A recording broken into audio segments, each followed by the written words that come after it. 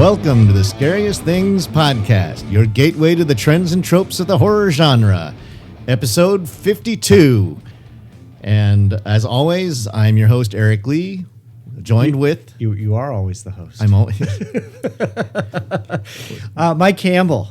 And today, we are doing this with less feedback. And less gain. Less gain, because Less gain and a big distance between my fat mouth and the microphone. Because we found out after... We clipped a little.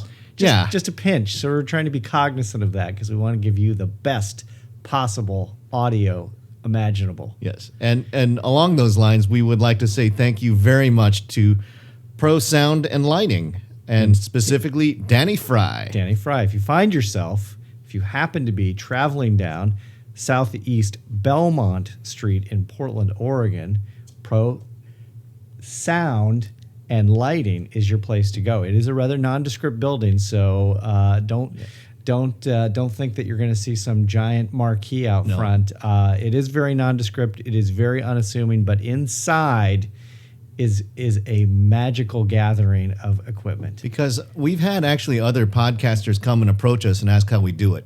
Right. And I would not have recommended what we had done previously, which was going with a snowball compression mic. Tut. I would say start with that. Yeah, start with it and see if you can do it. Well, yeah, I think that was half the plan, was trying to figure out if we could sustain it. So yeah. I would say go cheap, get the $50 snowball mic, start it, figure out if you can do it, figure out if you can sustain it, and then throw down the scratch. Because really, the hardest part is actually setting aside the time to do this. Exactly. Yes.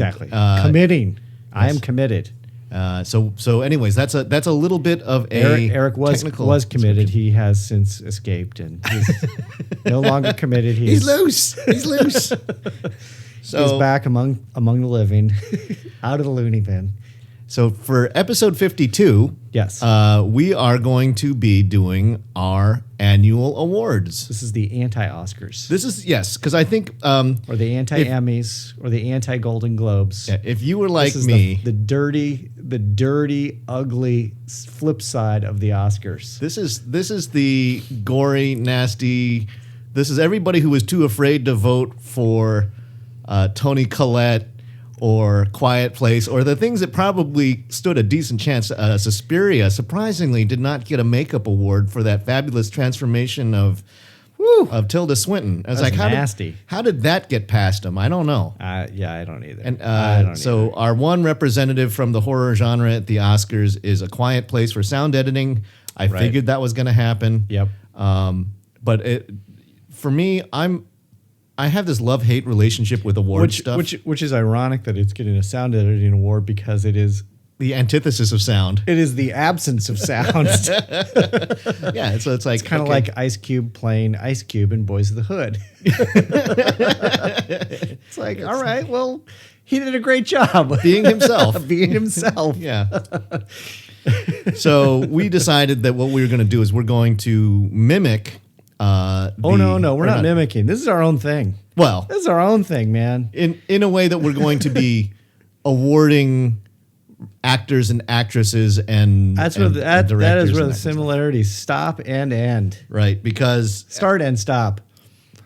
Yeah, stopping and ending would be the same thing. Yes, this is our own award show. This is the thingies. Yeah, we're going to be telling you. I mean, we already told you what we thought our favorite films of 2018 were, and if you go back a couple podcasts, you can hear what we thought the best of 2018 was.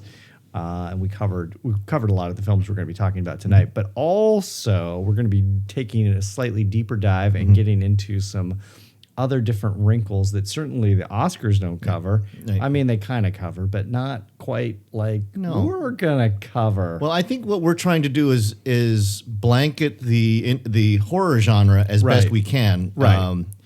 And so we are going to include some things that typically get left out: the short films, the independent films, and a couple of nods to who used gore the best. Yes. And we're also going to shame what we thought the worst effort was. I know I know in my mind who you score the best. Yeah. So it is also the most despicable film of the year. Yeah. It's so. But I know who that is, and we will certainly get there later on. Yeah. Now the process of doing this again, because though we are now 1 year experienced on the job, Yes. I don't think that we have escaped being charlatans yet. In No. fact, we may never escape that moniker. But I think what we did again was we reached out to all of our friends who we met over the past year. Yep. And including quite a few of the people who served on our jury for the top 100.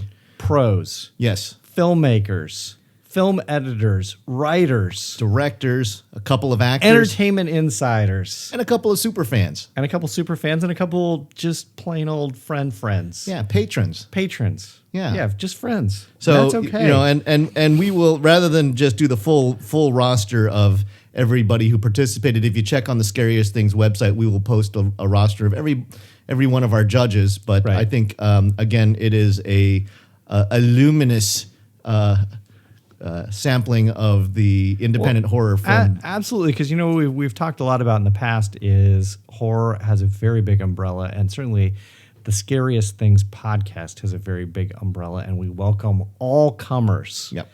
And most importantly, we welcome those people who might be new to the horror genre, because a lot of those people, they might not be taking the deep dive like some of the entertainment insiders like we have on our juried panel. Right. And that's all part of the process. It's all part of the fun. Yep. So, Mike, Yes. why don't we, since we've got quite a roster of stuff in front of us, what we're going to do is Mike will read who the nominees are, and I have in front of me the winners. So we will unveil the winners. All right. Are we going to start right at the top? Yes. With the best studio feature horror film. These are the movies that received obviously wide theatrical release. This is the home of obviously the bigger box office draws. Yep. And as you can see, it was a fantastic year from the studios, as we've talked about. Yeah. So the nominees for your best studio feature film. Do we need? I feel like. Did you? Well, not a drum roll. I was thinking. No. I was thinking like I need some. Did you write me any witty banter or anything? Of course not. You're responsible for your own witty banter. Oh, come on. I feel like I need like some witty banter before I. That's okay.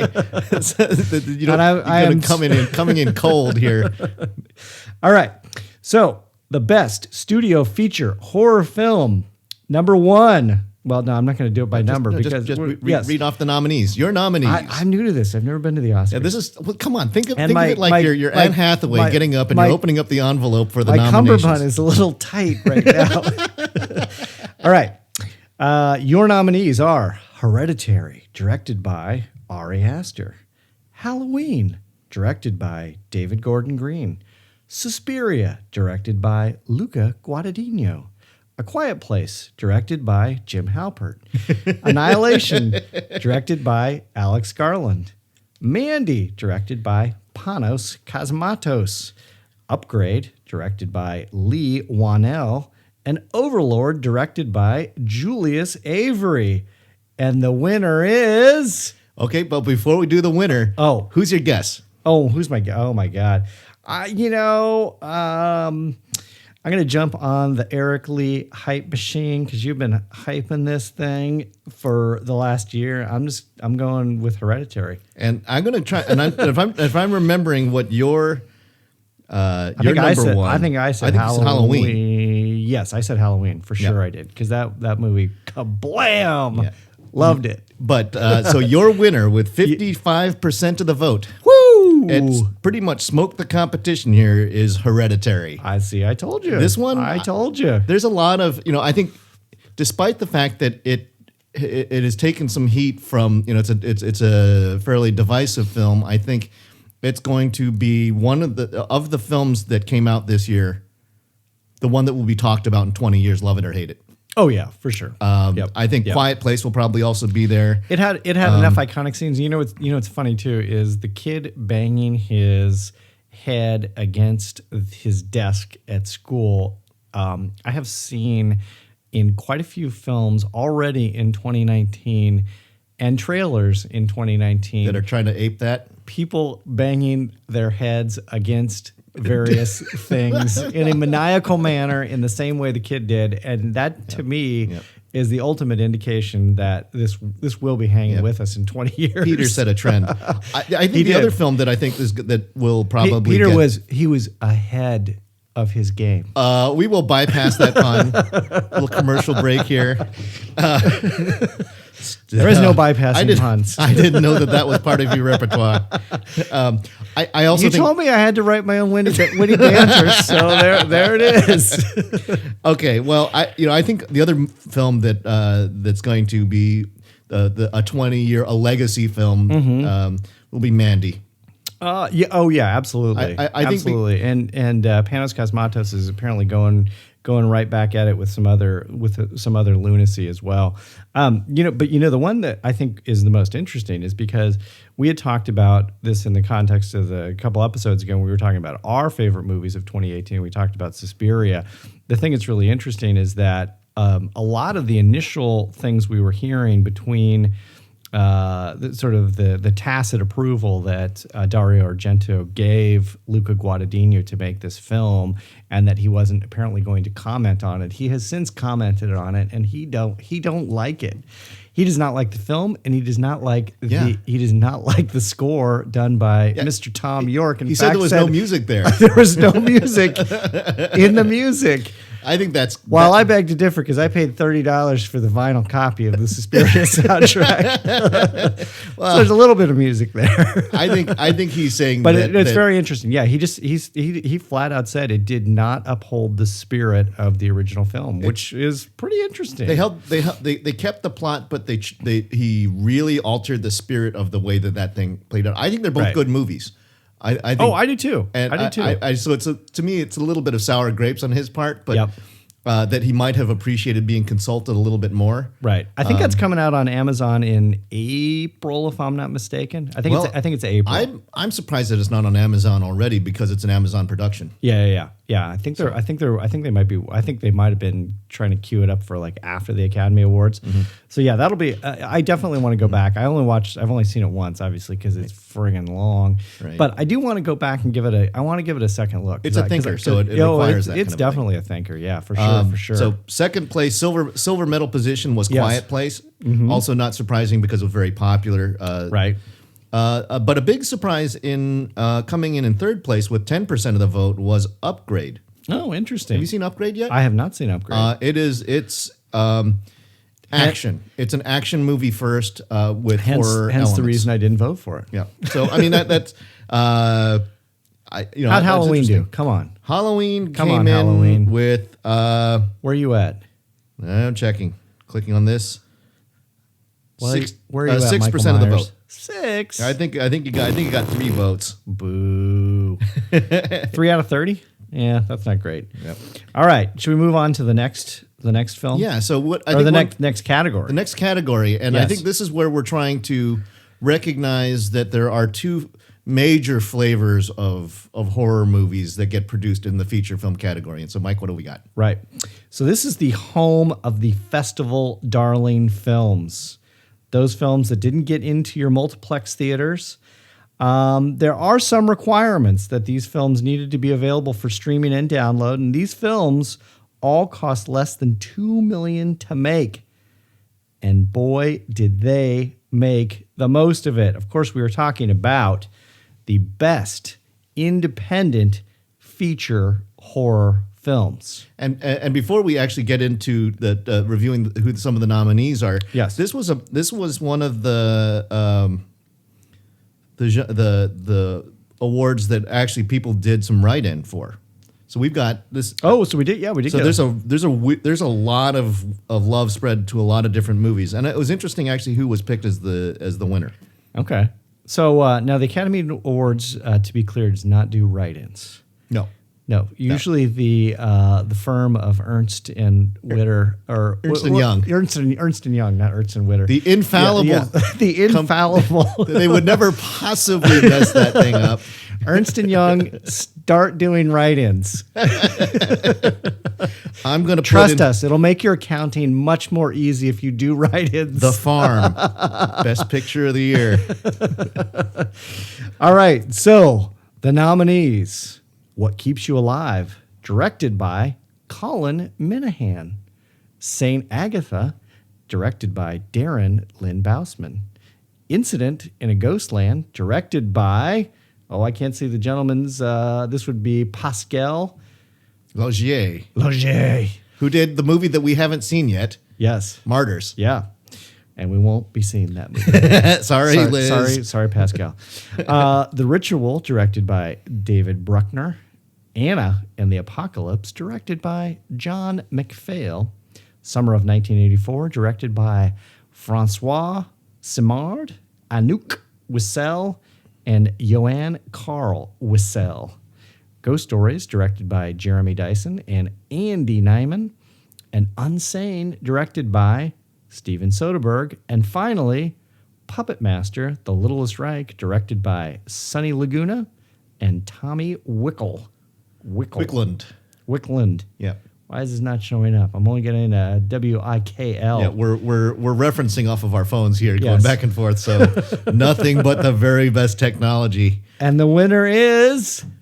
The winner is The Ritual What? with 38%. Wow. Yeah, That's pretty but, solid. That's pretty solid. Second place was Puppet Master at 15.4%, and then What Keeps You Alive at 7.7%. It was like there was a Incident in the Ghostland also got 7.7%. I think that was so. Now I think the thing here is that this really was because none of these movies were widely seen. Right. I think The Ritual probably was easier to get a hold of because Netflix pushed it, but it was also an excellent movie. And Summer of 1984 got that got a little bit of hype, and it certainly got a little bit of hype on It Shudder. got a couple of votes. I think there was a whole bunch of films that got a couple of votes, and I think mine. I voted for What Keeps You Alive. I think I voted for Unsane. Yeah, and I mean, obviously, that's the one that's the biggest name director in this category. Oh, absolutely. I mean, frankly, that's probably the biggest name director in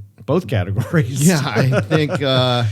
Steven Soderbergh is still kind of a big deal. Yeah, I'm looking at any of these other ones. There's a bunch of up and comers. Luca Guadagnino is sort of a relatively new hotness, but no, I think Soderbergh is he's Hollywood royalty. Right. So, right. And I will say, and we talked about this in the episode a couple ago.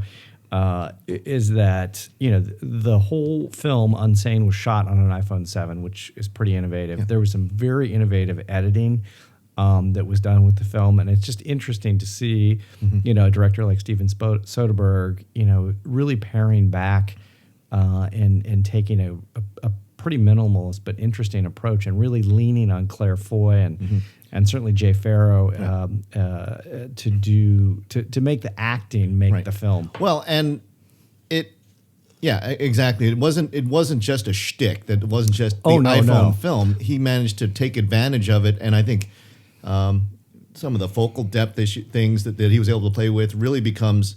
Plays part of the paranoia and the claustrophobia and that kind of stuff. Yeah, because there's been some other iPhone type films that have been done over the last couple of years, but I think this is probably the most skilled version of that iPhone self. Well, if you remember, Soderbergh sort of became popularly known for Sex, Lies, and Videotape, which was shot on a videotape camera. And I think that's still his. I think is that still his first film. I'm pretty sure it is. I think he had done some shorts and stuff like that before, but I think that is still the first. So anyway, but we're not talking. This is not the Steven Soderbergh podcast, but this is the Scariest Things podcast. So congratulations to The Ritual. I think well earned. I thought it was a fabulous film. Ritual was super duper cool. Yeah. I liked it a lot. It checked all the right boxes. I thought it was interesting. I don't want to spoil it for those of you who haven't seen The Ritual. I wasn't super keen on the ending, but otherwise I thought it was really, really well done. I thought the paranoia and sort of the faux pagan witchcraft that was sprinkled throughout was really interesting. I thought the Jotun was just freaky as all hell. The Jotun was super freaky, and I'm glad they kind of showed it at the end. They kind of saved it for the very, very end. And it was a very spectacular reveal. Yeah, it was worth the wait. It really was, yeah. And the way they showed it too was really interesting too. Was they didn't do like a million like super fast, choppy, Pacific Rim cuts where you couldn't figure out what the hell was going on. No, they let you sit there and stare at it for a little while, and you still couldn't figure it out. It was, and it wasn't because it was a complex thing. You just couldn't believe what they were showing you. Google Jotun, yeah, and you will see the freakiest thing in 2018. Oh, look, I think I see someone coming to the stage. What's our next award? Very nice. Yes. Very nice. Oh, it's Brad Pitt. In wearing his fabulous Armani tux, and he's going to be the best. What do we got next? Well, this was a tricky year for leading lads, Eric. The women dominated the genre acting landscape this year, but there were certainly a few gems to see, and we get a double cage match. cage in quotes. This, of course, is the best actor in a leading role. First on our list, we have Nicolas Cage for his performance in Mandy. Jim Halpert for his performance in A Quiet Place. Also known as John Krasinski. He will forever be known as Jim Halpert. Logan Marshall Green for his performance in Upgrade. Sohum Shah for his performance in Tumbad. Rafe Spall for his performance in The Ritual. You're gonna have to remind me which guy that was. He's the lead. He was the one who was right. He saw his buddy get murdered, and right. That's right. Yeah. He's the one that goes into the convenience store. Yeah. Okay. Tommy Lennon for Puppet Master, The Littlest Reich, and Nicolas Cage Part 2, his second nomination in this category. Nicolas Cage for Mom and Dad, and the winner is. Care to take a guess? Well, I'm going to say Nicolas Cage. I mean, he's got the best percent. He's got the best chance, right? Or are they going to split the vote? And the thingy goes to Nicolas Cage for Mandy. We're sorry, Jim Halpert. Yeah. Your performance was good too. No, this was a save for the super hammy end of the film. Yeah, I think he pantomimes "I love you." Yeah, that was too much. That probably cost him the vote.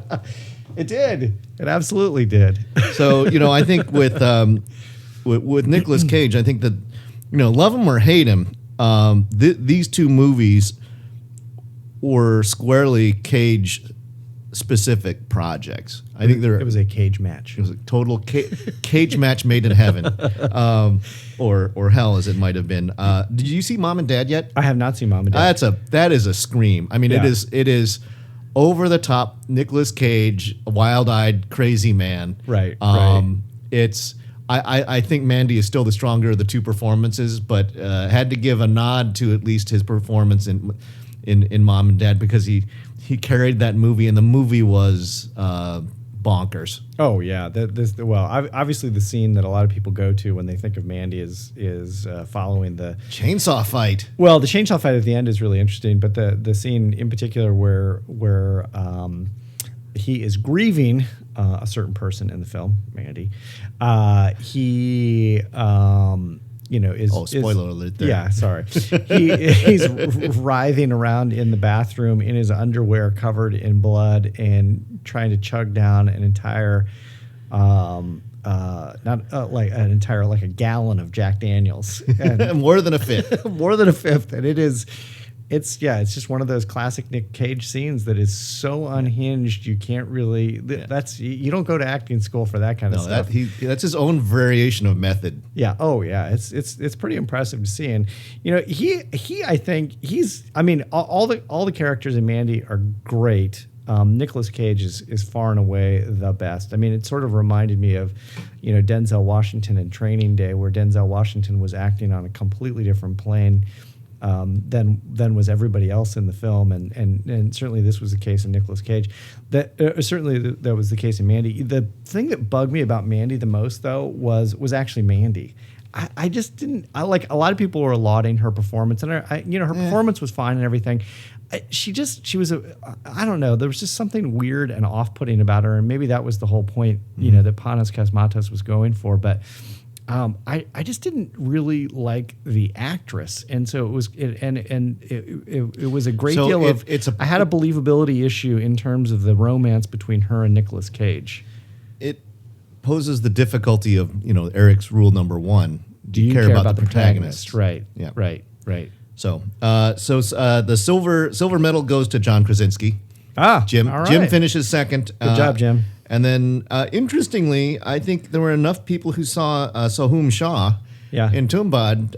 There was a three-way tie. Logan Marshall Green, who I voted for. Who the hell knows how they saw it? Yeah.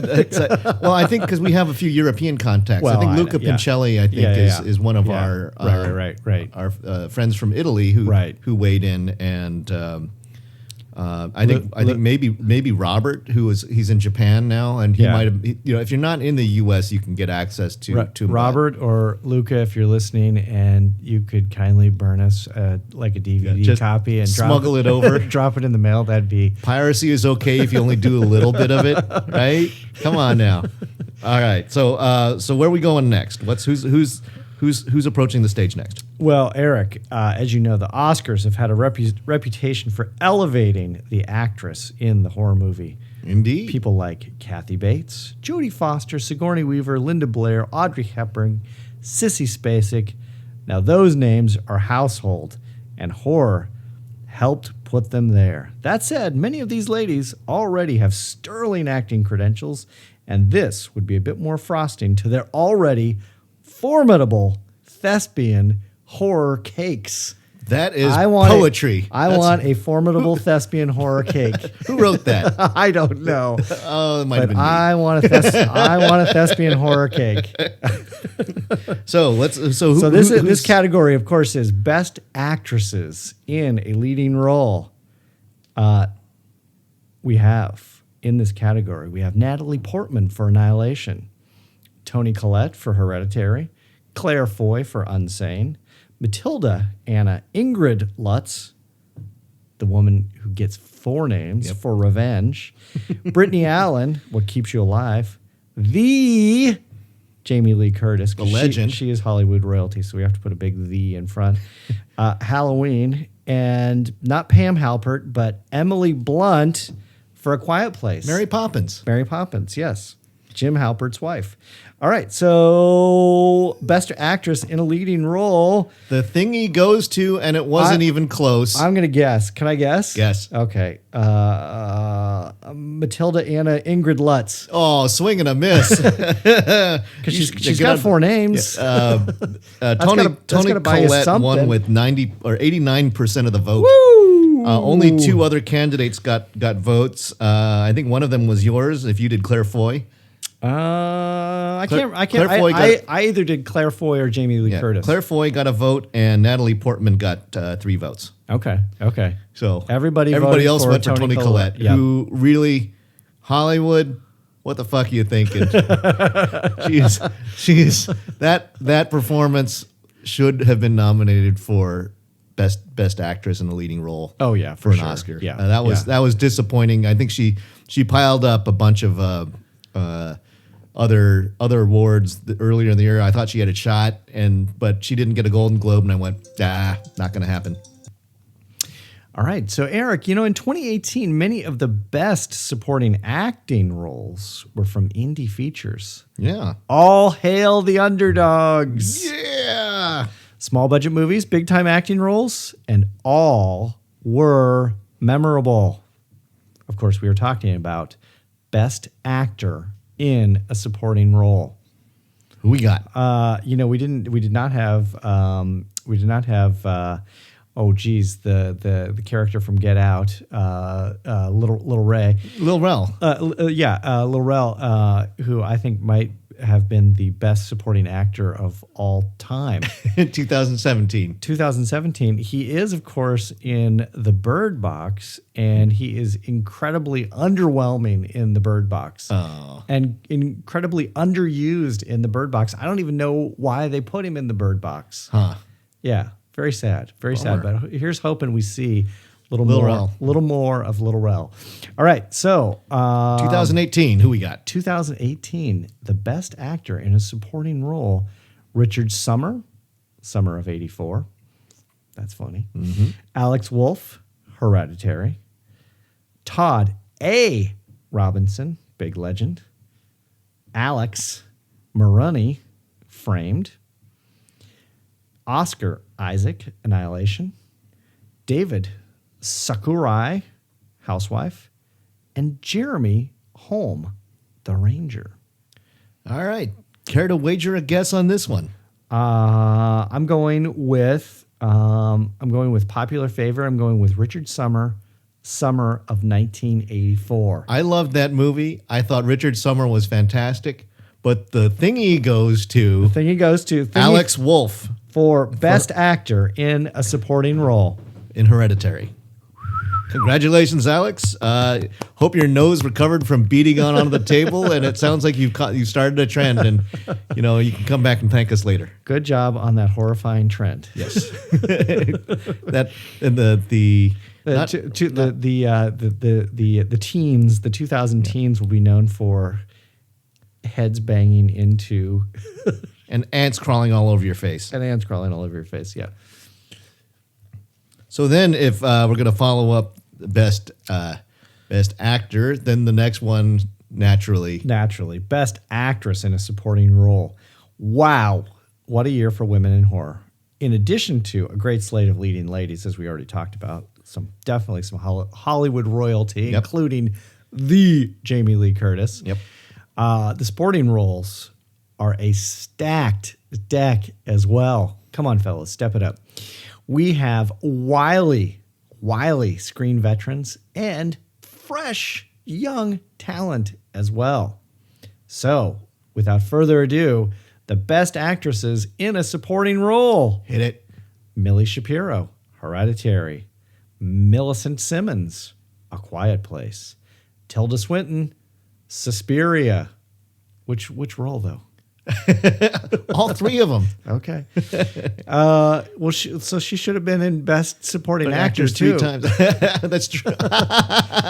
And she It probably should- should have been in she Best probably would Actress have too. Man, Tilda, you're getting screwed by the Scariest Things podcast. Taylor Hickson, Incident in a Ghostland. Jennifer Jason Leigh, Annihilation. Laurie Holden, Pyewacket. And Carolyn Hennessy, Saint Agatha. I'm going to say it's going to go to Tilda Swinton, Suspiria. And if it doesn't, the thingies is fixed. It's rigged. We have a tie. A tie? We have a tie. Where's Ernst & Young? No, Come on, fellas. It's supposed to be. You're supposed to pick up the cold envelope. Right. We have a tie. There is no such thing. Tilda Swinton and Millie Shapiro scored equally for their roles. I don't know. I think, so we're going to I think- split the trophy in half, and giving we give it to Tilda because she did three performances. I'm giving it to Tilda. She did 3 performances. This is Scariest Things Override. Scariest Things Extreme. Scariest Things Veto. VETO. You are vetoed. Okay, so on the Tilda Swinton deserves it. She did. Yeah, she did. And it wasn't until, frankly, it wasn't until after the film when I came home and was noodling on Suspiria that I started to read about it, and I realized, oh my God, the old man was Tilda Swinton. I read absolutely nothing going into the film, and so I honestly did not know. You had no reason to expect it. No, and I just thought, well, that old Austrian man is rather peculiar, and he's kind of effeminate a little bit. He's got his voice is a little high, but it's kind of raspy, kind of high, but it didn't.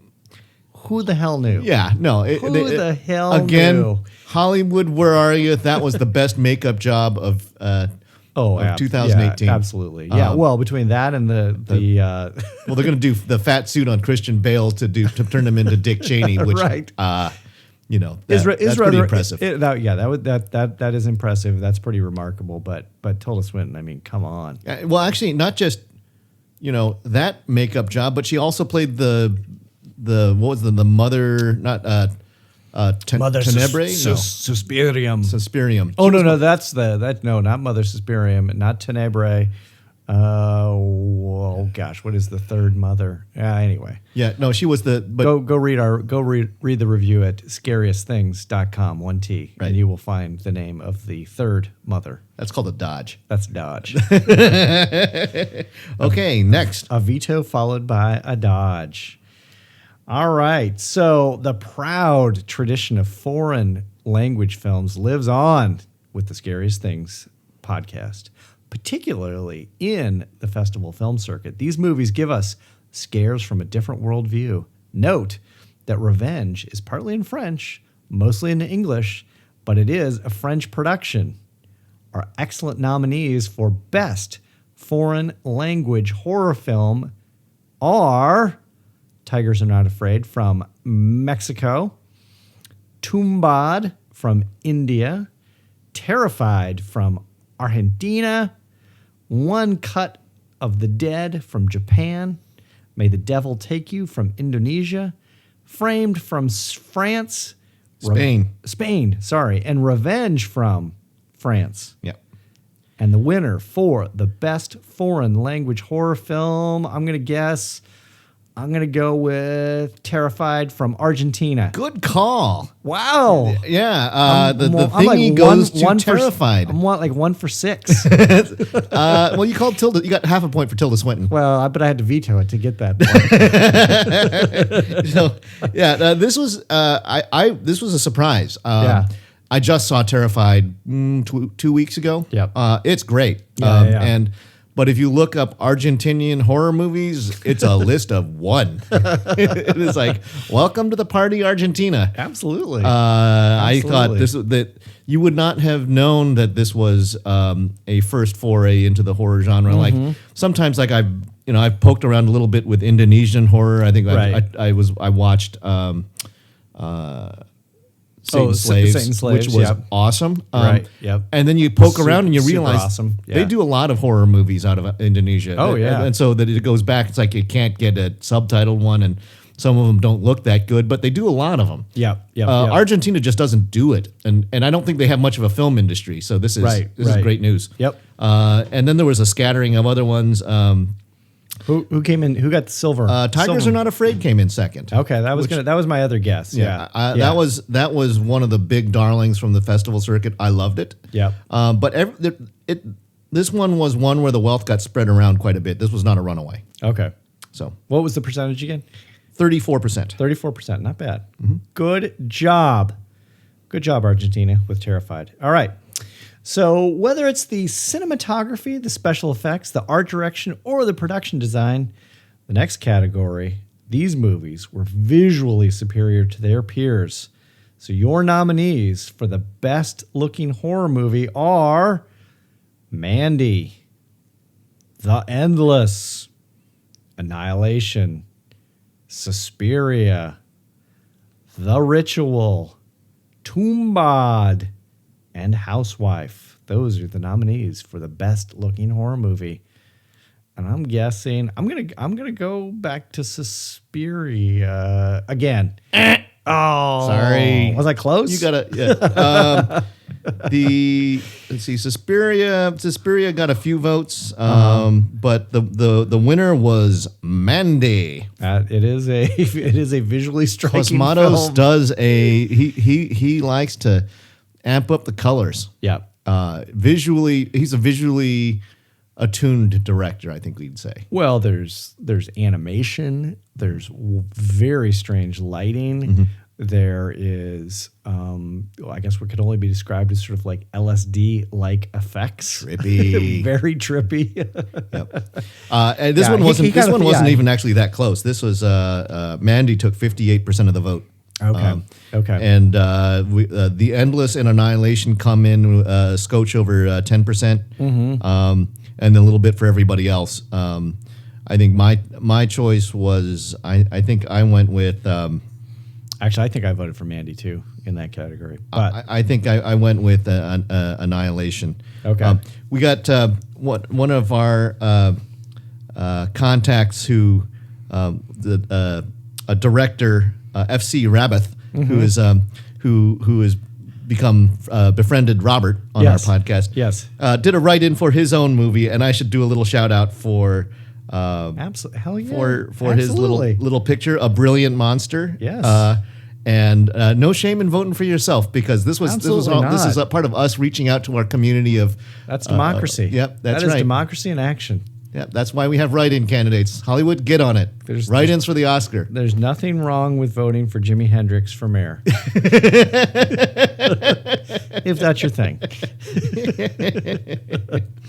Purple Haze. All right. So, our next category, Eric, sometimes maybe it's the music, maybe it's the sound effects, maybe it's the acoustic environment that the movie brought to the table.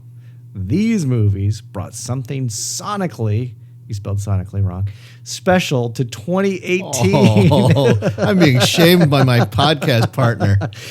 This, of course, is the best sounding horror movie for 2018. The nominees include Anna and the Apocalypse, Suspiria, A Quiet Place, Hereditary, Halloween, Overlord, and Annihilation. And the winner goes to... I'm going to keep guessing Suspiria until I get it right. A Quiet Place. The thing he goes to A Quiet Place. And I thought it was going to be a wider margin than this. Right. What was it? 26%. Okay. But then you had 4 films at 15%. Right. Annihilation, Overlord, Suspiria, and Hereditary all came in with a equal amount of votes. So Okay. that one really how suited. much did The Quiet Place get again? Quiet Place got 25%. 25%. So yeah, Not bad. this one got bad. spread out a bit. All right. Good job, Jim Halpert. All right. Moving down the list. This next category is... This is the Nepotism Award. This is the Nepotism Award, but this category is... this is certainly a broad category. I mean, you could go in a number of different directions for this. Mm-hmm. I'm just going to go right into the category is the best horror short. So the nominees for the best horror short are Zygote, directed by Neil Blomkamp, and his imprint is what is that? Oats Studios. Oats Studios. We Summoned a Demon, directed by Chris McEnroy. The Dollmaker, directed by Al Loeffler. The Bloody Ballad of Squirt Reynolds, directed by... You should know this. This is one of your favorites. Anthony Cousins. The House of Seven Gables, directed by Ben Wicki. Blood Flows Down, directed by Zandashi Brown. Or Zandash? Zandashay Brown. Folk Tales, directed by Powell Lukamoski. Heavy Flow, directed by Tom Harp. And Claw, directed by Christopher Litton.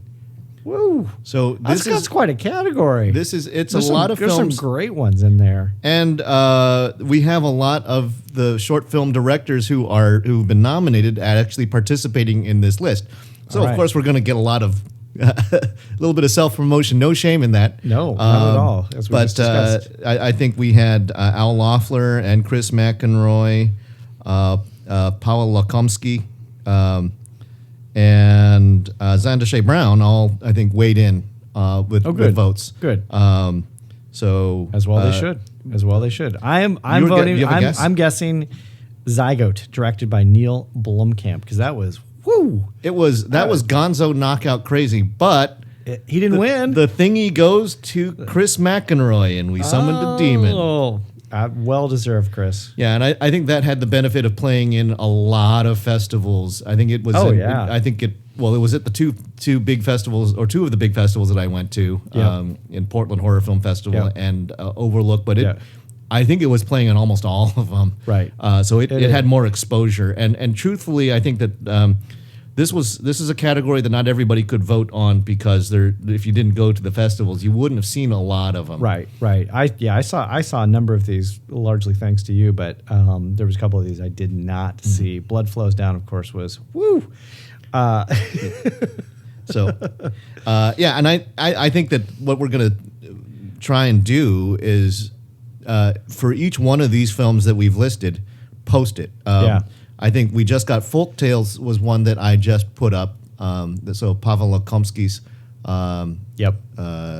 sort of modern fairy tale of immigration and organ harvesting. Right. Pretty creepy stuff. So that just got posted. So it's my goal to have each one of those nominees actually on our site for you to watch. Oh, good. Yes. Well, the Bloody Ballad of Squirt Reynolds is not available yet. I just looked last week, and it is still not available. The trailer for the Bloody Ballad of Squirt Reynolds is available, but that's it. We may need to reach out to that director and say, come on, man. Anthony Cousins, if you are listening to the podcast, A, we would love to have you on, and B, we would love to post your short film on our website. Let us be your megaphone. And promote the hell out of it. Yep. All right. So the next category, this is the port of entry for new horror fans. A large reason why we wanted to start this blog and the podcast was because we wanted to recommend a good starting place for those of you getting into the genre, and you know who you are. Maybe you're a young reviewer and you aren't allowed to see hard R-rated movies or NC-17. Maybe you're a little squeamish about the scary stuff, Eric's mom. But you are still curious, obviously. I know we have converted many horror fans, hopefully, over the last year. And so your nominees for the Gateway film for 2018 are The House with the Clock in Its Walls, featuring Jack Black, The Meg, Anna and the Apocalypse, I Kill Giants, Overlord, A Quiet Place, and Mom and Dad. And The Thingy goes to, I'm going to guess The Thingy goes to A Quiet Place, because that's like the ultimate gateway. It is. And The Thingy goes to A Quiet Place. All right. Mike scores I got again. another one. That's 2. This one actually, I think so. That one came in with 33%. I Kill Giants and The House with the Clock in Its Walls both came in at 18.5%. Right. So I have yet to see A House with the Clock in Its Walls. But I think it looks like fun. It's got Cate Blanchett in it as well. And no, it looks really good. And it looks really, really good. You know, Eli Roth directing a kids movie. Right. So it's like I'm partly kind of curious to see how that torture porn sensibility crosses over into a kids film. Yeah, so there's probably some very, very subversive things happening in that film. Yep. And speaking of those kinds of the Eli Roth sensibility, what have we got next? Those perversions. Yes. Good segue. Thank you. Good segue. So, do you like your horror extended to the limits of good taste? We have the award for the bloodiest, sleaziest, most gory, push-the-envelope movie of the year. Not necessarily the best movies, but these may be the movies to make you reach for a barf bag. So here are your nominees for the annual Thingy Barf Bag. No, the Bloodbath Barf Bag. Bloodbath Barf Bag. We may have to amend the award name to Bloodbath/Barf Bag. The Blood Bag. now I can't even say it. The Bloodbath/Barf Bag. So these are your nominees for that category. The Farm, Victor Crowley, Framed, Puppet Master: The Littlest Reich, The House That Jack Built, Revenge, and Terrifier. Mike's favorite. Boy, I'm going to, just based on the farm bot and the ridiculous amount of traffic that our website gets, thanks to the farm, I'm going to say the farm. Yeah, quite literally the farm bot. No, actually, the farm got shut out. What? Yeah. It got no votes? Nobody voted for the farm. I don't think anybody's seen it because I think that I might have scared him away. No, your winner, yes, with 32% of the vote, is Puppet Master: The Littlest Reich. It is impressive. It is really gross and really sleazy and really fun. It was one of my top 5 horror films of the year. Yep. And thanks to our friends at Cinestate Fangoria. Yeah. Absolutely. I think we got some participation from them on our jury. Yep. Which was great because we didn't have them actually on our top 100. Top 100, right? So yeah. So what was the goriest thing in Puppet Master: Littlest Reich? Okay, so Mike hasn't seen it yet. What was the one scene where you just went, It's the holy God? It's the toilet scene. Okay, so there's a guy. I know you keep saying toilet scene. He gets up and he needs to take a piss. Right. So he goes over and he starts peeing into the toilet, and then There's some urethra stuff going on. No, what happens is that's always the worst. The helicopter bot comes over, slices his head off. His head falls in the toilet. His body starts geysering blood from his neck, and he continues to pee on his head.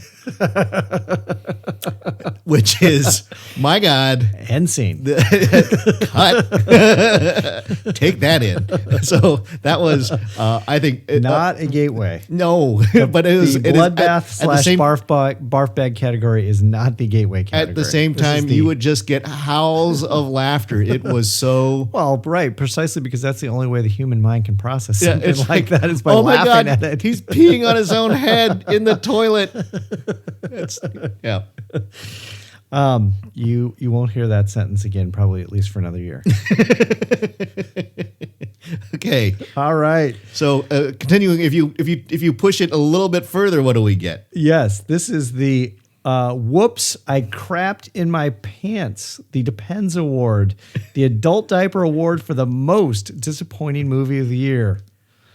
And there was a lot. There was a lot of really, really crappy stuff. But our nominees, and I think the irony here is that we had actually forecast a number of these films as the best. It's like we were really looking forward to some of these films too. All right, so the Depends Award in this category we have Winchester, The Nun, Slender Man, Insidious, The Last Key, Truth or Dare, Terrifier, and The Possession of Hannah Grace. All right. The Depends Award goes to, I'm going to say, The Nun. It was a squeaker. What? The Nun, yeah, at 28%, barely beats out Slender Man at 25%, and Truth or Dare at 18%. Woo! So congratulations, The Nun. Yes. You disappointed a lot of us. Yes. You crapped the bed, and now you got to clean it up. That's your mess. I just did a review of Slender Man, which you can read at our website, scariestthings.com. 1T.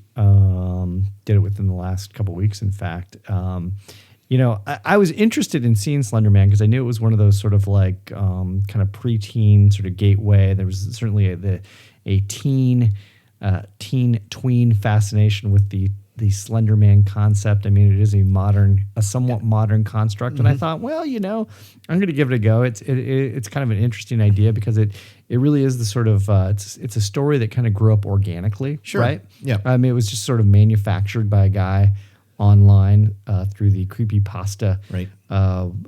message site, blog site, whatever it is, wherever it was originally. Wherever it was originally manufactured, and it's kind of an interesting story, but that's where it sort of ends. The film ends with like it's kind of an interesting story, but they don't bother to tell you or give you any background or history behind the Slender Man character, and so you're just left kind of scratching your head. There's a documentary that was put out there that drew a lot of controversy because it hyped up the whole Slender Man thing and the girls who the two kind of girls went that, nuts, yeah. And tried to they killed one of their peers trying right to do, and it was one of those hyper sensationalized things, and then it was that documentary got questioned for being in good taste, right. And I think the actual Slender Man movie gets questioned for being in good taste because it was a bad movie. Oh, it sucked. Yeah. It sucked. I think I gave it. I'm pretty sure Did you give it half a star? I think I either gave it a half a star or 1 star because it was just like Stink City. Yeah, we try and avoid the stinkers. I mean, I know that if we were being real critics, we'd man up and actually go out and watch more of the bad films. But I'll admit, I did not go out to see Insidious: The Last Key. I did not. I have not. I gave it 1.5 out of 5. Oh. 1.5. I don't even know why I gave it a 0.5. Yeah, and Mike and I are generous. We are pretty generous. Maybe I just felt bad. It's like, if I have a movie that just insults my intelligence, I'll I'll Well, make that note. and that's definitely the case with Slender Man. It was really the case with The Nun. I mean, The Nun was so insulting on a number of different levels. I mean, probably the most galling was the fact that, like, they didn't even bother to fake any of the accents. They had a French guy literally named Frenchie, and he didn't even bother to fake a French accent. Yeah, I mean, it's like the casting call. Hello. Yeah, I'm sure you could find somebody with a French Shouldn't accent. be hard to find a Frenchie out there or or someone. some guy who could feign a French accent. It's not that complicated. No. Yeah, The Nun. Sacre bleu. Yeah, hire Eric, man.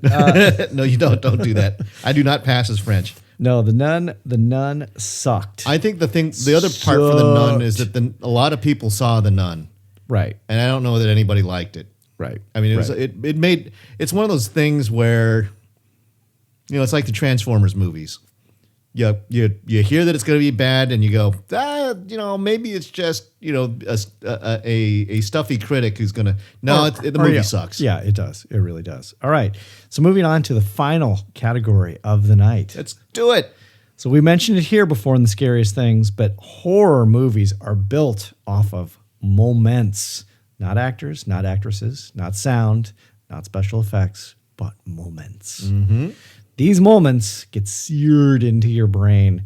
The chestburster scene from Alien, Ben shot at the end of Night of the Living Dead. Sorry if you haven't seen Night of the Living Dead. Spoiler alert. The Norris transformation in The Thing.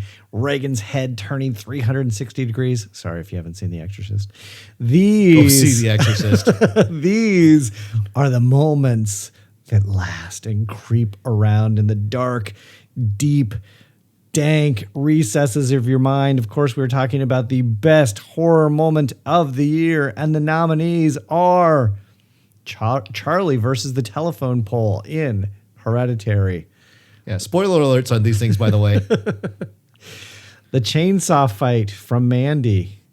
The nail, both foreshadowing and payoff in A Quiet Place.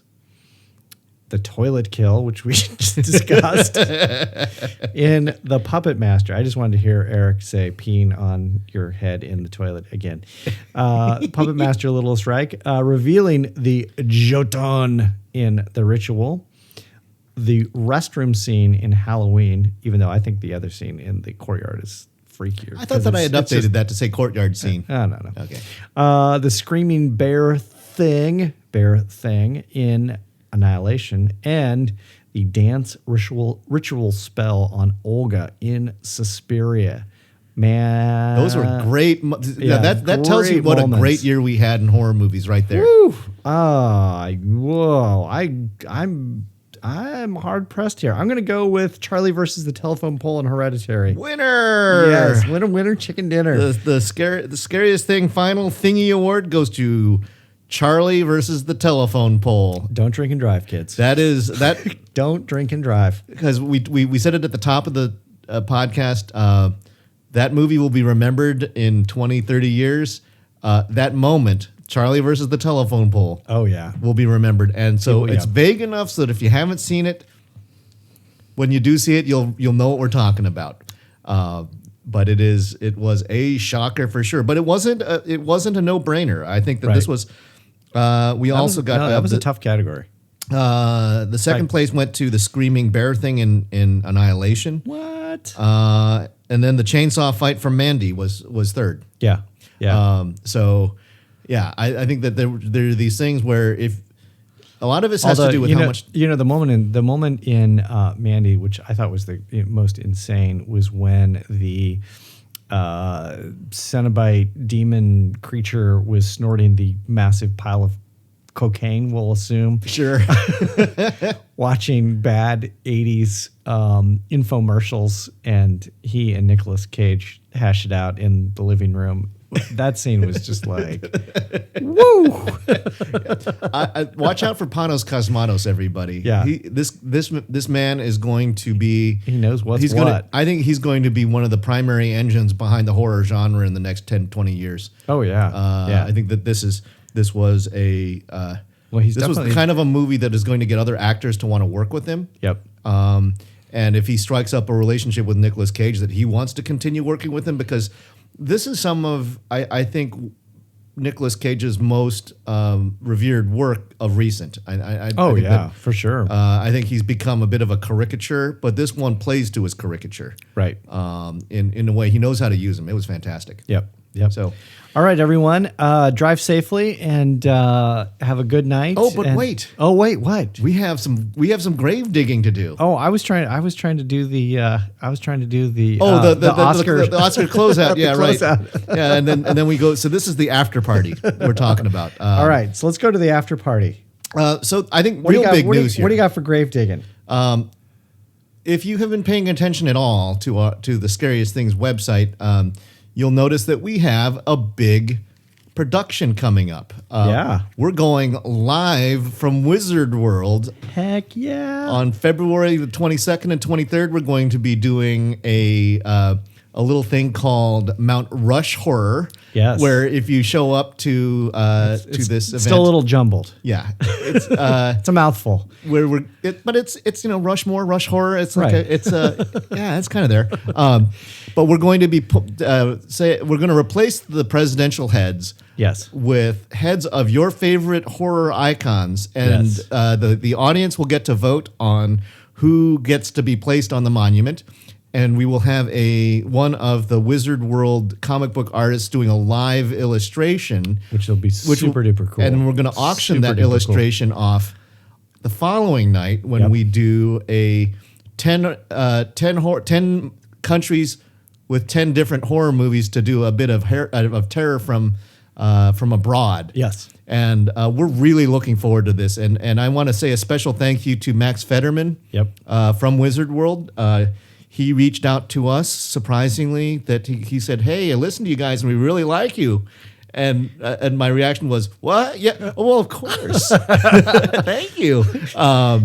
And we're going to be there all weekend. My reaction was, did somebody frame us? Or, Yeah, I had to. Did I not pay my taxes last year? What's happening? Admittedly, I had to. Something's happening. I had to back check to make sure that we weren't having our legs pulled, and all of a sudden we're going to be set up. It's like we're being, what is it, catfished? Is that what they call it? Because it sounded too good to be true. But it is. But so we will be at Wiz World. We are going to be at Wiz World in Portland, and if February 22nd. February 22nd, 23rd, and 24th. Yes. And we will have a booth there as well. So stop on by, grab a sticker, grab a button, talk horror with us, learn a little bit more about the horror genre. Right. We'd love to see you if you're Although I have a feeling a lot of the folks at Wiz World know a little bit about the horror genre. Or teach us something when you come to us, because we're not afraid to admit that we haven't seen. Let's make it a teachable moment. Yeah. Come on, everyone. Let's be together on this. And the extra good news on top of that is if you want to go to the Portland show, or the Cleveland show that follows, or the St. Louis show that follows, that's following in March and April. Yep.